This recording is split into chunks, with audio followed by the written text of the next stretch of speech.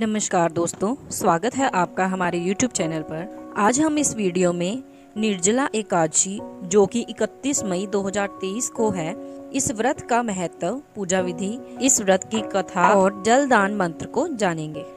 तो आइए हम अपनी वीडियो को शुरू करते हैं। तो चलिए हम पहले इसका सार जान लेते हैं। निर्जला एकादशी 31 मई बुधवार को है। इस एकादशी का व्रत करने से सभी कष्टों से मुक्ति मिलती है। इस दिन जरूरतमंद लोगों को दान पुण्य करने का विशेष महत्व होता है। विस्तार क्या है, चलिए आइए विस्तार जान लेते हैं। भगवान विष्णु ने जन कल्याण के लिए अपने शरीर से पुरुषोत्तम मास की एकादशियों सहित कुल 26 एकादशियों को उत्पन्न किया। इनमें ज्येष्ठ माह की एकादशी सब पापों का हरण करने और समस्त मनोकामनाओं को पूर्ण करने वाली है। इस एकादशी को निर्जला एकादशी, भीम एकादशी या पांडव एकादशी के नाम से भी जाना जाता है। इस साल यह एकादशी 31 मई बुधवार को है। इस एकादशी का व्रत करने से सभी कष्टों से मुक्ति मिलती है। इस दिन जरूरतमंद लोगों को दान पुण्य करने का विशेष महत्व होता है। यह व्रत मन को संयम सिखाता है और शरीर को नई ऊर्जा देता है। तो चलिए जान लेते हैं कि निर्जला एकादशी का महत्व क्या है। इस व्रत को लेकर धार्मिक मान्यता है कि यदि आप पूरे साल एक भी एकादशी का व्रत नहीं करते हैं और निर्जला एकादशी का व्रत करते हैं तो आपको संपूर्ण एकादशियों का फल स्वतः ही प्राप्त हो जाता है और भगवान विष्णु की कृपा प्राप्त होती है। निर्जला यानी यह व्रत बिना जल ग्रहण किए और उपवास रखकर किया जाता है, इसलिए यह व्रत कठिन तप और साधना के समान महत्व रखता है। इस व्रत के प्रभाव से प्राणी जीवन मरण के बंधन से मुक्त होकर मोक्ष को प्राप्त होता है। निर्जला एकादशी के इस महान व्रत को देव व्रत भी कहा जाता है, क्योंकि सभी देवता, दानव, नाग, यज्ञ, गंधर्व, किन्नर, नवग्रह आदि अपनी रक्षा और जगत के पालनहार श्री हरि की कृपा प्राप्त करने के लिए एकादशी का व्रत करते हैं। पौराणिक मान्यता के अनुसार इस एकादशी में ब्रह्म हत्या सहित समस्त पापों का शमन करने की शक्ति होती है। इस दिन मन, कर्म, वचन द्वारा किसी भी प्रकार का पाप कर्म करने से बचने का प्रयास करना चाहिए। साथ ही तामसिक आहार, पर निंदा एवं दूसरों का अपमान से भी दूर रहना चाहिए। भक्ति पूर्वक इस व्रत को करने से व्रती को करोड़ों गायों का दान करने के समान फल प्राप्त होता है। तो चलिए अब जान लेते हैं हम निर्जला एकादशी की पूजा विधि क्या है। इस एकादशी पर गंगा आदि पवित्र नदियों में स्नान और भगवान विष्णु के पूजन का विशेष महत्व है। इस दिन श्री हरि को प्रिय तुलसी की मंजरी तथा पीला चंदन, रोली, अक्षत, पीले पुष्प, ऋतुफल एवं धूप दीप, मिश्री आदि से भगवान दामोदर का भक्ति भाव से पूजन करना चाहिए।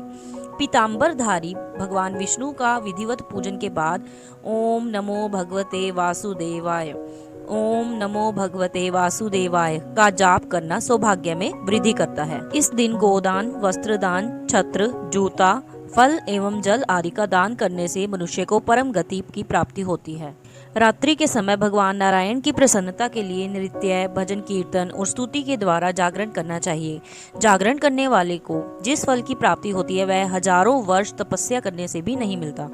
द्वादशी के दिन सूर्योदय के बाद विधि पूर्वक ब्राह्मण को भोजन करवाकर एवं दक्षिणा देकर तत्पश्चात अन्न व जल ग्रहण करना चाहिए।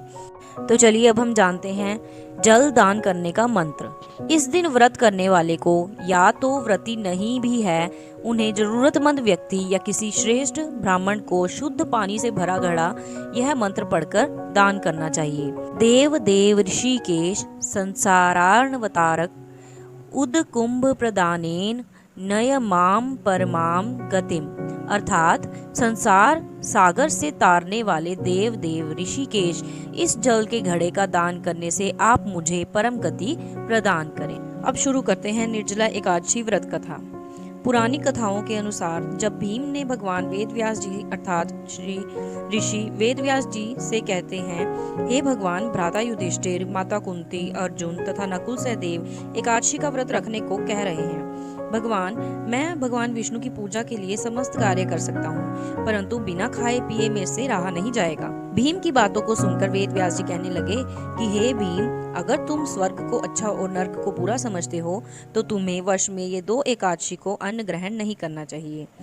इतने में भीमसेन कहते हैं, आप ठीक कह रहे हैं, परंतु मैं खाए बगैर कैसे रह सकता हूँ। मेरे पेट में वक्र नामक तीव्र अग्नि रहती है, इसलिए मैं भोजन किए बगैर नहीं रह सकता और यह अग्नि भोजन करने के बाद ही शांत होती है। अब आप ही बताइए, मैं बगैर भोजन के कैसे रहूं? इसलिए भगवान, आप मुझे कोई ऐसा व्रत बताइए जो वर्ष में सिर्फ एक ही बार रखना हो और मुझे मोक्ष की प्राप्ति हो जाए। भगवान वेद व्यास जी कहते हैं, हे भीम, बड़े बड़े ऋषि मुनियों ने बड़े बड़े शास्त्र बनाए हैं और उन शास्त्रों में ऐसी विधियां बताई गई हैं तथा व्रत बताए गए हैं जिनसे जातक को मोक्ष की प्राप्ति होती है। शास्त्र में 2 एकादशी व्रत को अति महत्वपूर्ण बताया गया है। भीम ने तुरंत कहा कि हे भगवान, मुझे इस व्रत की विशेषता और विधि बताइए ताकि मैं इस व्रत को रख सकूं। तब भगवान वेद व्यास जी कहते हैं, मिथुन तथा वृषभ संक्रांति के बीच ज्येष्ठ मास के शुक्ल पक्ष की जो एकादशी आती है उसका नाम निर्जला है। भीम, तुम भी उस एकादशी का व्रत करो। इस एकादशी को अंचम्यन में 6 मासों से जल अधिक नहीं होना चाहिए और भोजन भी ग्रहण नहीं करना चाहिए। भोजन ग्रहण करने से यह व्रत नष्ट हो जाता है तथा इसके मिलने वाले लाभ से वंचित रह सकते हैं। इस दिन अगर तुम एकादशी के सूर्य उदय होने से द्वादशी के सूर्य उदय होने तक जल ग्रहण नहीं करोगे तो यह व्रत साल की सभी 24 एकादशियों का प्रतिफल दे देगा। द्वादशी के दिन उठकर सर्वप्रथम शारीरिक स्वच्छ होकर ब्राह्मणों को दान करें। भूखे ब्राह्मणों को भोजन करवाकर फिर आप भोजन करें। ऐसा करने से सभी एकादशियों के व्रत के फलों की प्राप्ति होती है। वेद व्यास जी कहते हैं कि इस एकादशी व्रत की विशेषता स्वयं विष्णु भगवान ने मुझे बताई है। इस एकादशी का व्रत रखने वाले जातक को मृत्यु देने वाले यमराज भी घेरते नहीं और भगवान के पार्षद आकर दिव्य रथ से ले जाते हैं। अतः संसार में सबसे श्रेष्ठ निर्जला एकादशी का व्रत है, इसलिए यत्न के साथ इस व्रत को करना चाहिए।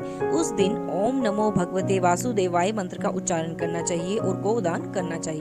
इस प्रकार वेद व्यास जी के कहने पर भीम और पांडवों ने एकादशी व्रत रखा। इस एकादशी व्रत को पांडव एकादशी भी कहते हैं। निर्जला व्रत करने से पूर्व भगवान से प्रार्थना करें कि हे भगवान, आज मैं निर्जला व्रत करता हूँ या करती हूँ। दूसरे दिन भोजन करूंगा।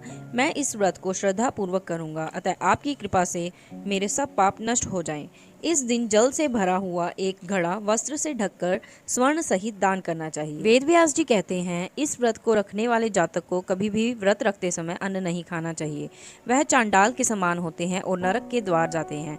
अगर कोई भी पापी और ब्रह्म हत्यारा भी हो और यह इस व्रत को कठोरता के साथ पालन करता है तो वह स्वर्ग में जाता है। इसलिए हे कुंती पुत्र, तुम्हें श्रद्धा पूर्वक हर वर्ष इस व्रत का कठोर पालन करना चाहिए। भगवान विष्णु की कृपा तुम पर बनी रहे। तो दोस्तों, आपने एकादशी व्रत की कथा का महत्व और लाभ के बारे में विस्तार पूर्वक जान ही लिया होगा। अगर आप भी एकादशी व्रत रखने की सोच रहे हैं तो आपको पूरे विधि विधान के साथ यह व्रत रखना चाहिए ताकि आप अभीष्ट फलों की प्राप्ति की ओर अग्रसर हों। तो आशा है कि आपको यह वीडियो पसंद आई होगी। यदि आपको यह वीडियो पसंद आई है तो प्लीज़ इस वीडियो को लाइक कीजिए और ऐसी ही कथा कहानियाँ सुनने के लिए मेरे चैनल को सब्सक्राइब कीजिए। धन्यवाद।